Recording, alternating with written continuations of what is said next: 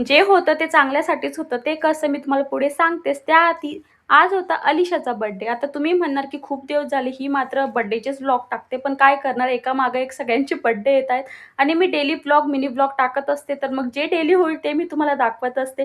त्यामुळे तुमचंच काय मला स्वतःलाही हसायला येते कारण की मी फक्त बर्थडेचेच व्लॉग टाकते. खरं तर ज्या दिवशी सेलिब्रेशन केलं त्या दिवशी बर्थडे नव्हता. बर्थडे 1 दिवस आधी होता.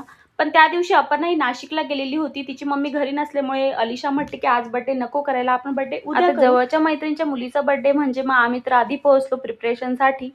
तिने बोलवलं होतं संध्याकाळी. मग संध्याकाळी गेलो. पिंक आणि व्हाईटची थीम आम्ही डिसाईड केली आणि अलिशाने बर्थडेचा संध्याकाळी टाईम 7चा दिलेला होता तिच्या फ्रेंड्सला. फ्रेंड्स वगैरे येणार होते तिचे आणि 1-2 फॅमिलीज होत्या. मग माझा आणि सोनियाचा विचार होता, की आपण एकदा डेकोरेशन करू म्हटलं आणि मग गिफ्ट घेण्यासाठी जाऊ. पण झालं असं, की डेकोरेशनमध्येच खूप टाईम गेला आणि सियामुळे मी तर काही जाऊ नाही शकत म्हणून सोनियाच गेली एकटी. तर विचार असा होता, की गिफ्टसाठी एखादा छानसा टॉप भेटेल किंवा एखादा वन पीस घेऊया म्हटलं. पण बाहेर गेली ती मार्केटमध्ये आणि तिला आवडेल असं काहीच भेटेना. तोवर बर्थडेचा पण टाईम झाला आणि अलिशाचे सगळे फ्रेंड्स आले. सगळं घर भरलं. पण सोनिया मात्र काही येत नव्हती. खूप लेट होत होतं आणि ती तिकडनं म्हणत होती, की "माझं नका वेट करू. तुम्ही केक कटिंग करून घ्या." पण मैत्रिणीशिवाय केक कसा कट करणार? आणि आमच्या दोघींची खूप इच्छा होती, की म्हटलं एक छानसं गिफ्ट भेटावं. पण शेवटी ती ज्वेलरी शॉपमध्ये गेली आणि छान असे इयरिंग घेतले सिल्वर.